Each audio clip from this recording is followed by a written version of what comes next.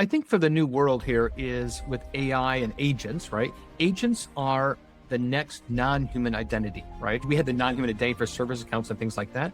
But agents are kind of like, they're like a clone of a human identity, but they're still a non-human identity.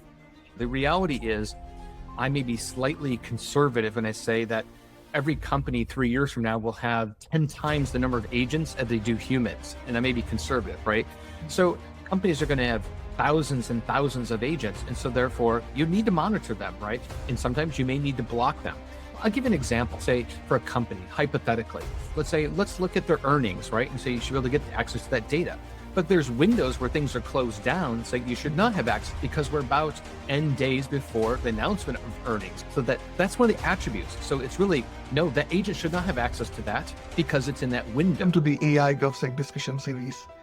Today's guest is David B. Cross, Chief Information Security Officer at Atlassian, one of the most important collaboration and developer platform companies in the world, powering products like Jira, Confluence, Bitbucket, and Trello.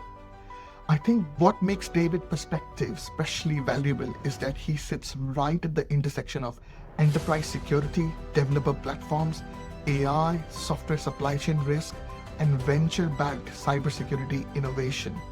He is a patent holder in machine learning and authentication, a former Oracle Cloud and Microsoft security leader, a venture partner at Rain Capital, and one of the most active CISO voices on AI agent identity, non-human access, CI/CD security, and supply chain attacks. In this episode, we explore why AI agents may become the next major identity crisis, why government permissions can become a serious security issue, and how AI can be both used to build and secure software, and why CISO need to be much more hands-on with AI, prompting, and coding agent. This conversation with David is packed with practical insights for security leaders navigating AI governance beyond policies and theory. Let's get into it. Thanks a lot, David, for taking out time and joining me in the AI GovSec discussion series. Really means a lot, you joining this series. For the audience and the community, because you are on the other side of the pond to us, would you mind introducing yourself?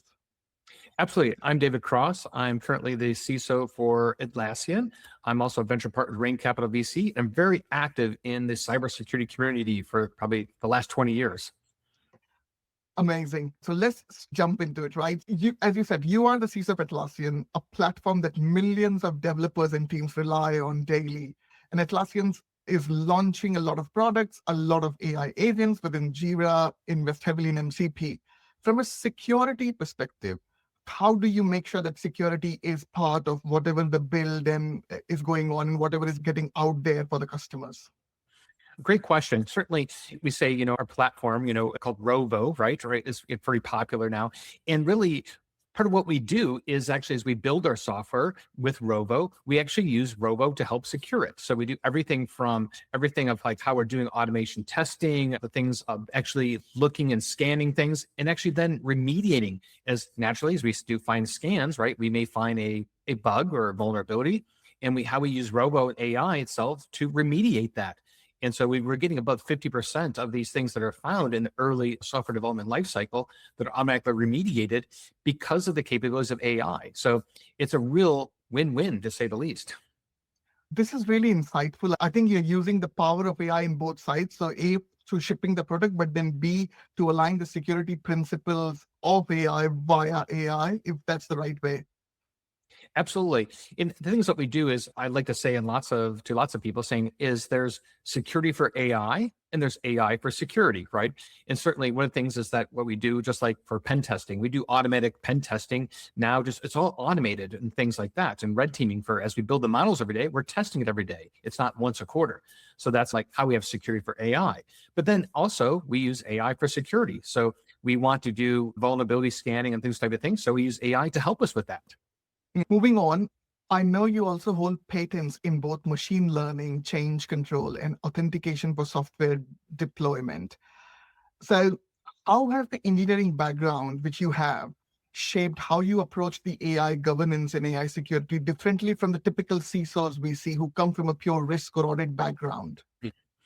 I think the one thing that we think about here with AI is in some ways it's no different, right? Other than it's going faster than ever before.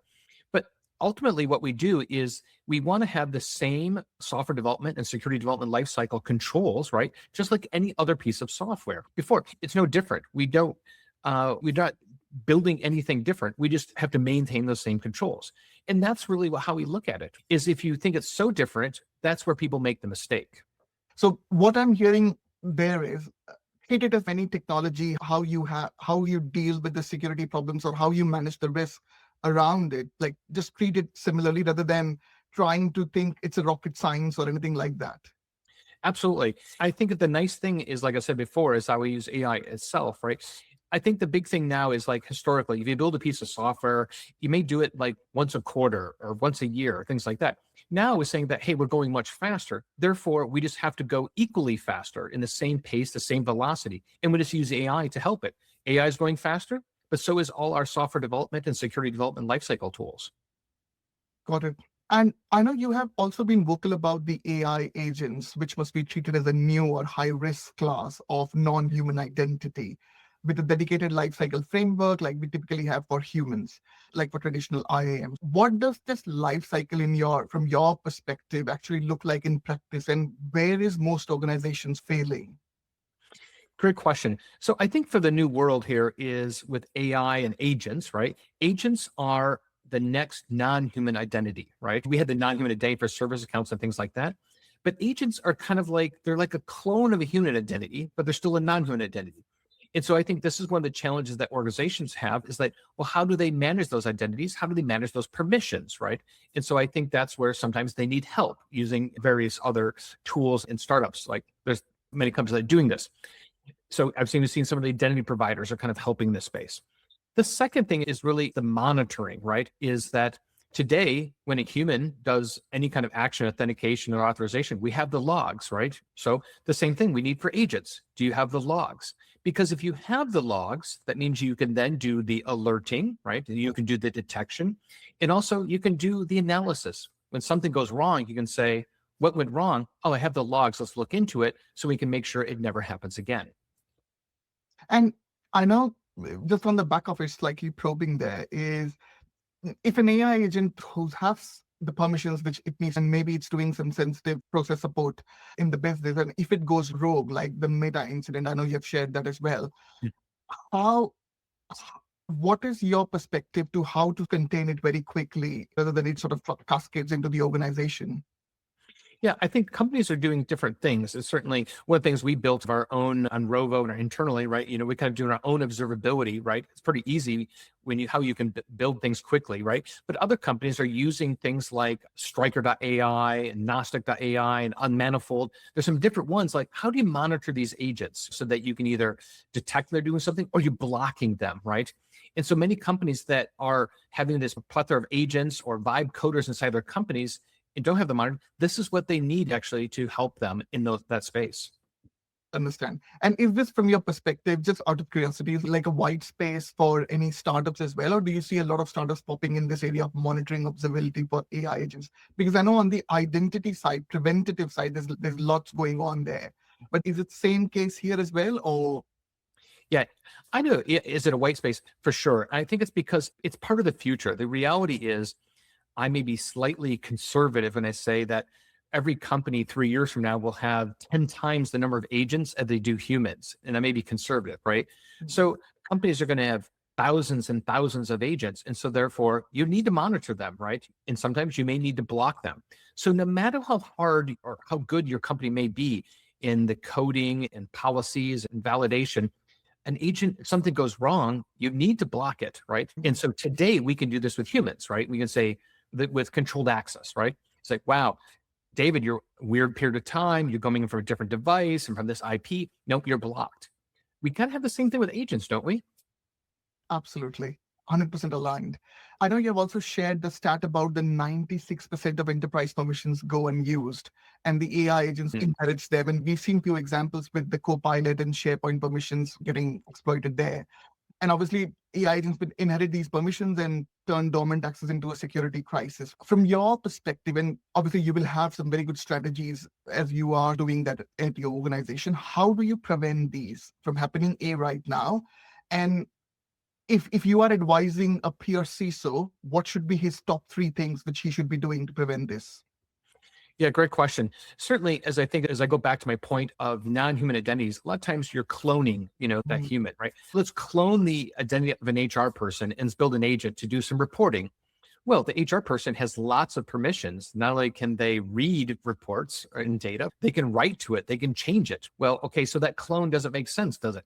So I think that really you have to look at whatever your identity and access management system is performing, right? So that you can ensure that the agent has the right permissions, there's a clone of the user, but also the just-in-time permissions to perform what it actually needs to perform. So I think it's really we're kind of moving to my prediction long-term here for those of us from an academic perspective.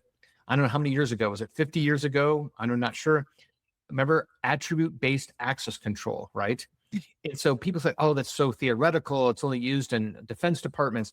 But actually, I think that's what we need in the future. And I think that's where we're going to go in the next few years, is really looking at that so the agents will only have access to the things based on the attributes that they have and what they need to do. So I think we'll see some quite evolution here quite quickly. And is there, when you talked about that attribution-based access control as a concept for AI agents in the future, is this more similar to like just-in-time sort of access, depending on the transactions which they need to do, like quickly the role getting built up, or maybe the activities getting allocated real time and then taken off real time? Is that Absolutely. Right. I think there's an element of that is that not just as that of what is the role, what's it trying to do, but should it have it now, and all those type of elements. I'll give you an example. Say for a company, hypothetically, is employees, let's look at their earnings, right? And say you should be able to get access to that data. But there's windows where things are closed down, saying you should not have access because we're about N days before the announcement of earnings. So that's one of the attributes. So it's really no, that agent should not have access to that because it's in that window, right? So that's a simple example, but I think that's the world we're going to. I know you've also asked your audience in the social media, like who has a non-human identity management system in place for agents. What was the response you got from your audience? It's a great question. So I think a lot of people got nervous in saying that, okay, we've already have a non-human identity management capability now for all our service accounts and things. It's like, oh, do we need a third one? And so I think that's the fear. But I think now we're seeing from a maturation of the marketplace, right? Saying the major identity providers starting adding this into the portfolio. Because I think that's where it needs to be. We don't want a third system because we want to be tied to our greater, because agents are becoming the next identities that everyone's going to have to manage. And I know even when I was going through your sort of LinkedIn feed, it sort of reads like live supply chain sort of threat intelligence dashboard, NPM bombs, the shy vulnerabilities, the CI/CD pipeline compromises, secret exposure. From your perspective, how does the AI accelerate or change the supply chain attack, which we are seeing right now, compared to what we have been dealing with? Great question. Certainly, we've known about supply chain attacks for quite some time, right? They're very real and they're appearing. But now what we're thinking about agents in coding agents. So coding agents is that their job is to code. They're going to find the best way possible to do things. And so this is where, let's use the word mistake. Could a coding agent make a mistake and pull a package from the wrong artifactory, from the wrong place, from an untrusted source? Could it make a mistake in doing that? And therefore, then the supply chain is very quickly, you can be compromised, right? Or have a bad package and don't know it, right? And the traditional developer saying, no, I can only go to this artifactory, this trusted repo, and I pull from it, right? The agents, no matter how much we can control them, what if they make a mistake and they don't know it? Because they could go find the water will always find the path that's of the least resistance. Agents will do the same. And so I think this is where I think the industry, we're into an emerging new threat space that we have to see some solutions and things coming on board to help with that. Understand. So ideally, I think in there, what we are trying to say is with AI and with whole AI agents, the whole supply chain risk gets really elevated. We do need some sort of new innovative solutions. How do we counter it? Because we don't even know when it gets elevated, what attack vectors we would have in that elevation. Absolutely. I know we're predicting it's like it's really not just a evolution of threat intelligence in the space, but also, hey, do we have agents saying coding agents? Hey, you always have to check the threat intelligence or the reputation, right, of anything you're pulling in first before you use it, right? Is that the future? Maybe, right? But I think that's what we're going to have to do. So in some ways, we say just like we have antivirus, endpoint protection, right? We're saying, hey, before you pull this file down, you scan it and check it. Agents, we say, before you pull this package down, you just scan it and check the reputation on it. Understand. I know you are also actively championing on the CI/CD pipeline security, as we touched upon before as well. Now, and we're just talking this through, right? When the AI coding agents are now installing packages in natural language prompts, pushing PRs without human review, if I look at from a governance point of view, how does the governance of that future looks like? Yeah, I think what we're going to see is like we've seen with other things in time is ultimately is how you can build the risk appetite, right? Or the confidence of a given build or given pipeline as they do let it go without humans to look at it. If you look at the traditional software of days, just saying, hey, we built software, we had unit tests and other types of things, and saying based on the results of those unit tests, most companies to say, if there's do you let something go through when there's one failure in a unit test versus 100 failures? One failure, okay, we can deal with this and move on, right? We look at it. So I think the same thing what we're going to see now with agents is we're going to say, let's look at all these controls. Let's look at how much code was changed, what area was changed, those type of things, and saying that, hey, could it be automated? No human needs to look at it or not. And I think we'll start building these algorithms and processes around that because that's the world we're living into, right? Versus, I think there's always going to be some cases where the sensitivity of those things, we're going to say, no, a human does need to look at it. In other cases, saying that it's a one-line change, all these tests ran, a human does not need to look at it. Got it. Got it. And just on the back of it, before I go, because just out of curiosity, is I know in organizations where they are trying to get ahead and trying to sort of publish new features or new products very quickly to add value to their own customers, but then at the same time, the developer trying to be efficient. Obviously, the organization has given them access to, let's say, Codex via ChatGPT, but they know that the Opus 4.7 is the perfect. So then on their personal subscriptions, they are sort of debugging the code, writing the code. I have seen day in and day out that organizations doesn't have right now the capability and capacity to monitor this. What would you, from your perspective, how do these organizations tackle these kind of shadow AI problems?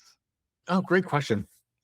I think we're seeing a reemergence here of the DLP, the data leak prevention and detection space, right? If you go, it kind of got a little bit old, right? Okay, people leaking out through email or leaking things out into the USB drives and different things like that. Now the world is more of with the AI space of what goes to AI, what can be used for AI, data moving around, the data posture management. And so I think we're seeing that resurgence of that, and we're going to need it to a degree, right? It's no matter how hard a company wants to, can you say, I'm going to block every possible AI tool, website, or things like that? It's not realistic anymore, is it? Right? We know that. So it's like saying you can't, if you're on a corporate machine, you can't access the internet. Not going to happen, right? Maybe in a good military, but we'll digress from that one. But so then we're saying, okay, how do we can have the monitoring and controls to make sure people don't make mistakes? And I like to say, how do you keep the honest person honest? Like, hey, John Doe, hey, do not use this AI tool. And if, hey, you're pulling something or pushing something there, nope, block, right? And so I think that's where we're going to see the emergence and usage of DLP much more than ever before. So sort of DLP needs to evolve to be the CCTV of those prompts and things like that. I know you have also co-authored the IT ISAC white paper, if I'm saying that right, the modern SaaS security hardening the foundation around the industry resilience with AI, with CISOs from Okta, ServiceNow, Zscaler, so sort of all the industry experts in that paper. What's the one security fundamental that SaaS providers are still getting wrong where you would like to change the dial or improve even before they add AI to the equation? I think one of the things in a general space that is I'll actually two things I would say is really allowing customers or users to actually to not use MFA for everything and to use MFA like SMS as your MFA, your multi-factor authentication. Like we shouldn't let customers ever do that anymore, right? And that's one. The second is people move their applications and data to the cloud, which everybody's doing, right? But the one thing is then do they really let customers know that, okay, the logs are there, but if you don't pull them down, you're not going to have them. They're going to be circular. They're going to go away. And I think the mistake that many organizations make is that when they go to the cloud, they don't realize they need to pull the logs down so that when there's an incident, an investigation, or any activity, if you want to explore it, oh, that's 90 days ago. No, most SaaS providers, it's only 30 days unless you bought that service or downloaded them yourself. And so I think that's one of the biggest things that I think that we need to do as an industry is tell customers, this is what you need to be doing, or you'll be sorry if you don't. Understand. And if I just slightly add AI or post AI into the mix, is your recommendation get changed like by adding maybe one point? Also, I think the AI is that there's the element is that having the logging and monitoring in place are the same thing, right? Because I think it's too easy for the agents, whether it's you're building the agents or using the SaaS providers agents, things like that. Are you collecting the logs and monitoring them? Because we know mistakes will be made, but if you don't have the logs, you'll never be able to know exactly what went wrong. Understand, 100%. I think I'm probably my last question regarding the whole AI coding, and then I'll leave you without it. So vibe coding, right? And I know you have also posted about vibe coding, that it's sort of a security suicide and you can't have agentic productivity without the governance. What does the whole agentic governance actually look like? I know you've talked bits and bobs in previously, but if you have to summarize it, how does it look like? Yeah. So I think in many companies, let's say the high tech sector, so like probably financial services and others, right? They have a very strong culture and processes for building and software, right? And so, for example, high tech company that, hey, you have all your CSE pipelines or repos, saying, why would a developer do a vibe code and go beyond everything that already exists at the company in the culture? Doesn't make sense. They wouldn't do that, right? But let's think about the other verticals, manufacturing, healthcare, retail. Do they have a development culture and processes in place? Probably not, right? So when people vibe code, they need something, right?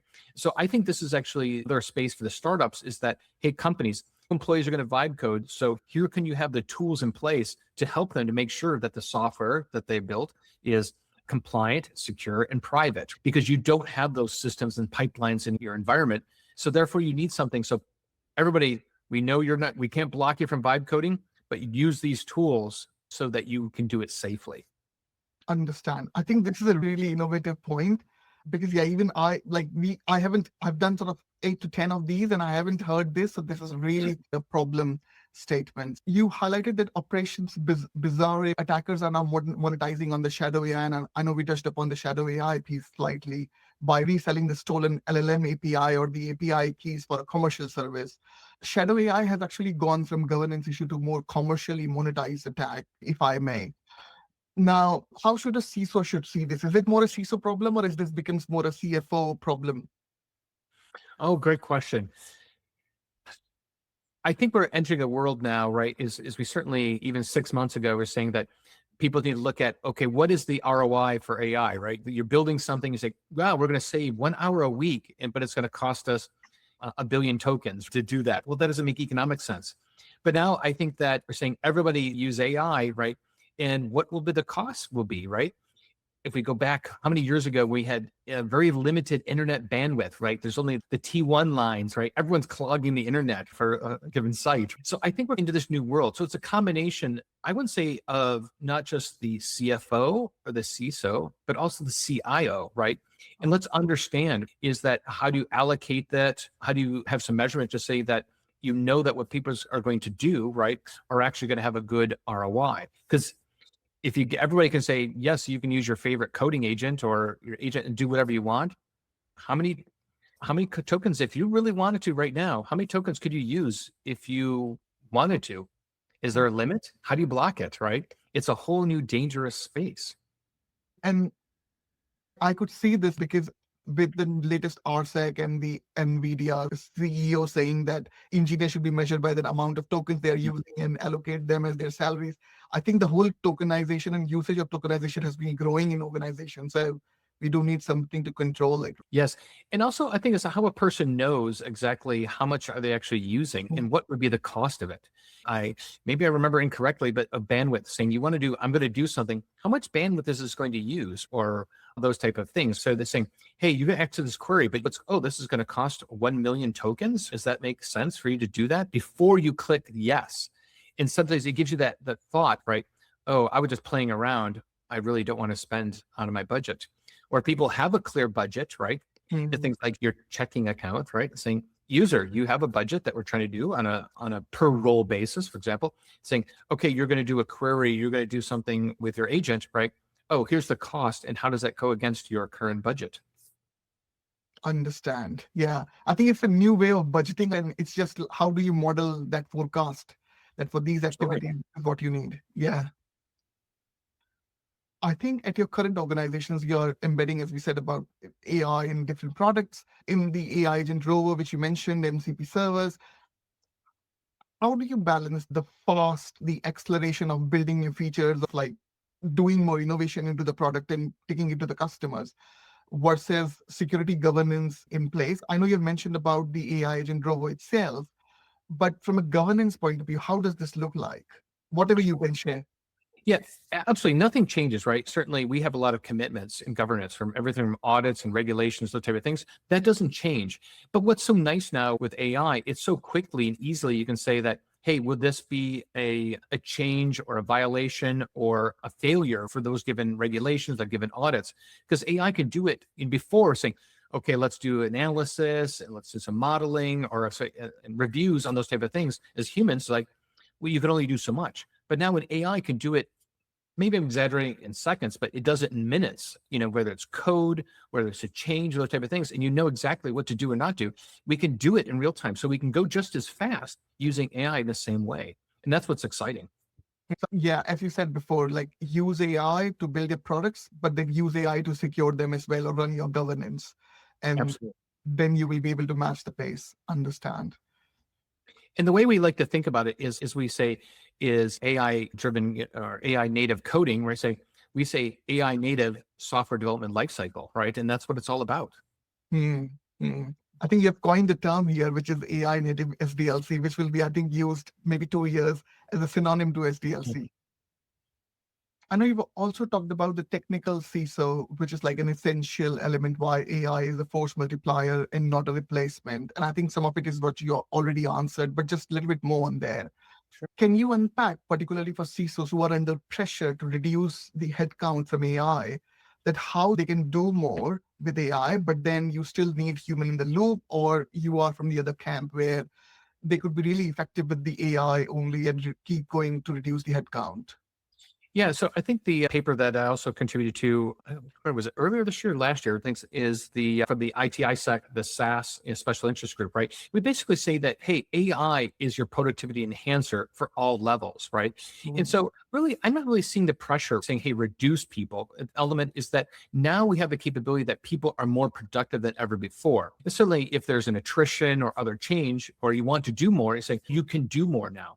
Let's use the security operations center, right? Is the tier one analyst, right? Before, hey, they can do many different things and looking at alerts and how to respond. Is this a false positive? Versus now AI can make them do 3x what could they never have done before by themselves and just their knowledge, right?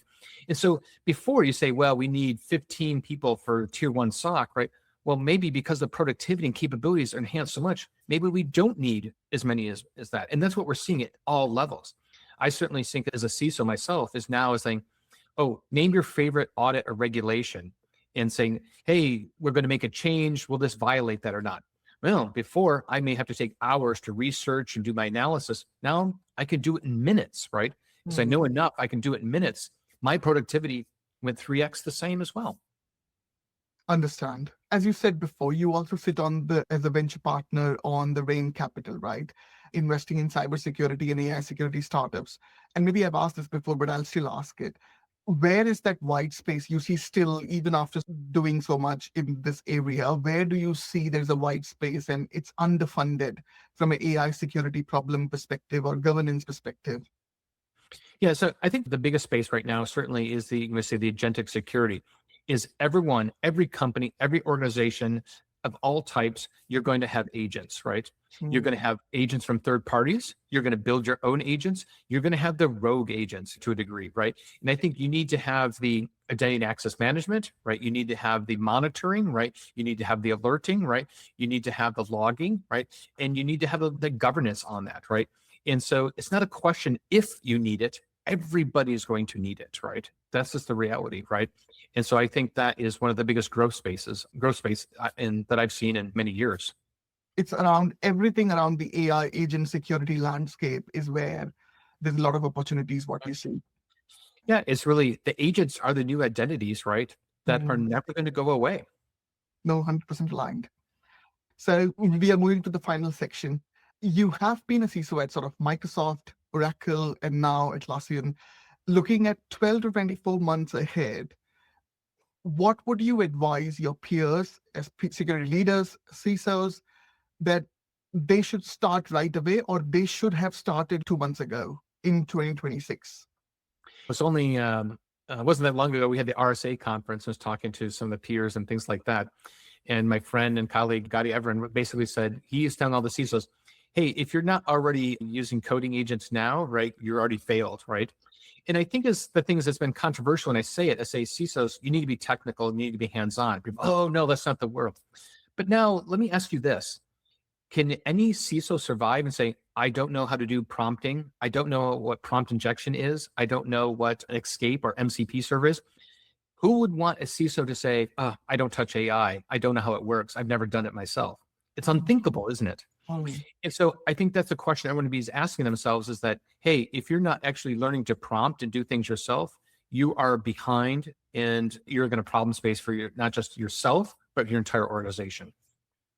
And just at the back of it, more from a curiosity perspective, is because obviously these CISOs probably every quarterly they report to the board, and obviously there's a question on the board in the last couple of years that how are we doing as an organization tackling AI risk along with the cyber risk? And I know some of these CISO answer is very theoretical, sort of like because we haven't been attacked, so we are all good to go from an AI risk perspective. How would you tell them to start, and like what would be your guidance to them in terms of board reporting? Great question. Certainly, I think I'll answer two parts. There's certainly a bit of debate. Does AI, should it be its own kind of domain that you report to the board, right? Or should it be part of the other domains, like maybe of cyber, people, legal, IT, etc. There's still a debate. Should it be separate or should it be part of each of those? So it all depends, I think, the maturity of your company. Mhm. But I think overall, I think that companies need to look at is using the NIST risk framework is really saying, okay, what is your appetite for risk, right? Companies like, hey, let's say financial services, hypothetically, their risk tolerance is much lower, right? It's like, hey, having people vibe coding and do whatever they want in a regulated environment probably doesn't make sense. High tech is going to have less risk, right? Saying, hey, you want to vibe coding, you can take these risks. So I think it's about defining your risk appetite of where you are based on your regulation and audits, and then define how you're going to monitor it and track against that. So it's sort of putting those building blocks in place that how much risk acceptance can you have, what you can't bear, and then start dialing from there. Got it. Absolutely. One more question on the back of this. Is there is a based on all the discussions that you have with your peers, with sort of leaders in this field, if there is one misconception about AI security which you would like to correct for the audience, what it would. The one misconception. Actually, I'm coming up with I'm going to do a local conference on this topic and saying, hey, AI is going to replace your SOC, your Security Operations Center, right? That is a misconception. And I state that AI is not going to replace the humans, right? It's going to Mm. augment them, right? But there's still some people feel like AI is going to take over all of security and you don't need humans anymore, right? And so it's absolutely not true. It is a partnership and we're always going to be here.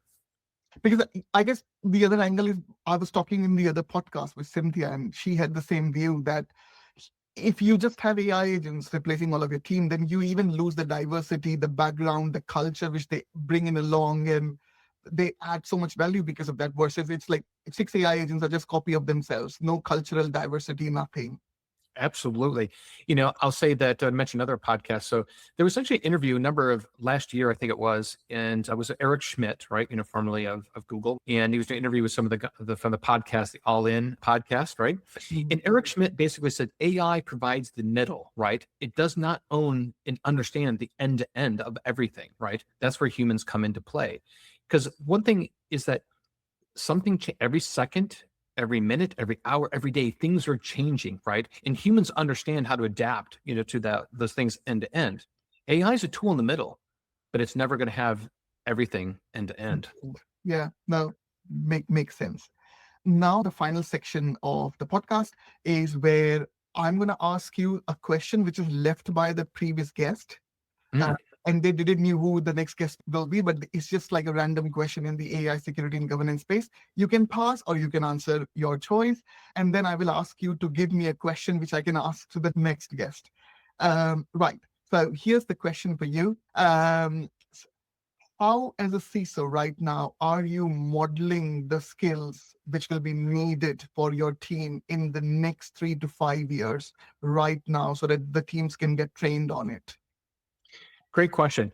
I think the initial ones is really the measurement is, are you using AI at all, right? And I'm not saying AI for coding, because not everyone's security team is coders and needs to do development, but are you using AI at all, right? And I think because there's many things that you can do with AI, from everything from building requirements documents, from doing analysis to understanding regulations, right? And so first is that getting people comfortable and know how to do prompting on a daily basis for their roles and positions. I think that's the first step that's critical, I think, in any security organization to be successful going forward.